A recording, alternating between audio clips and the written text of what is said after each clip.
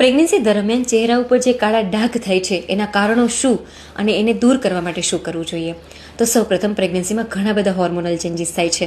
તો અમુક સ્ત્રીના ચહેરા ઉપર ગ્લો આવે છે, પણ અમુક સ્ત્રીના ચહેરા ઉપર કાળા ડાઘ થઈ જાય છે. તો એના શું કારણો હોઈ શકે? ઘણી વખત હિમોગ્લોબિન ઓછું હોવાના લીધે અને થાઇરોઇડ સ્ટિમ્યુલેટિંગ હોર્મોન છે એના લેવલમાં પ્લસ માઇનસ મતલબ કે હાઇપર કે હાઇપોથાઇરોઇડિઝમ હોવાના લીધે પણ ચહેરા ઉપર કાળા ડાઘ થાય છે ડ્યુરિંગ પ્રેગ્નન્સી. તો એને દૂર કરવા માટે શું કરવું જોઈએ?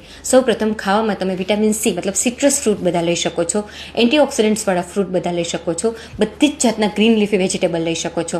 કર્ડ, દહીં કે જેમાં ભરપૂર માત્રામાં એન્ટીઓક્સિડન્ટ્સ હોય છે એ તમારા સ્કિનને ગ્લો કરવામાં ખૂબ જ હેલ્પફુલ સાબિત થશે. તમે તમારી જાતને હાઇડ્રેટેડ રાખી શકો છો, મતલબ કે પૂરતી માત્રામાં તમારે પાણી પીવું જોઈએ. બધી જાતના જ્યુસીસ પણ લઈ શકો છો. ઘણી વખત અમુક ડૉક્ટર સજેસ્ટ કરતા હોય છે કે તમે જે મોઇશ્ચરાઇઝર ક્રીમ યુઝ કરો છો કે કોકોનટ ઓઇલ છે એમાં બજારમાંથી જે વિટામિન એના કેપ્સ્યુલ મળે છે એ વિટામિન ઈના કેપ્સ્યુલને તોડી અને એમાંથી જે ઓઇલ નીકળે છે એ તમારા કોકોનટ ઓઇલમાં કે મોઇશ્ચરાઇઝર ક્રીમમાં મિક્સ કરી અને દિવસમાં એક વખત તમે લગાવી શકો છો, જે પણ તમારા ચહેરાના કાળા ડાઘ દૂર કરવામાં ખૂબ જ હેલ્પફુલ થશે. ઘણી વખત તમે ચણાના લોટની પેસ્ટ બનાવીને અઠવાડિયામાં 2 કે 3 વાર તમે યુઝ કરી શકો છો.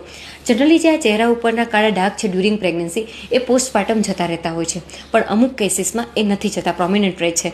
તો એના માટે તમારે ડર્મેટોલોજિસ્ટને કન્સલ્ટ કરી અને જરૂરી સારવાર છે એ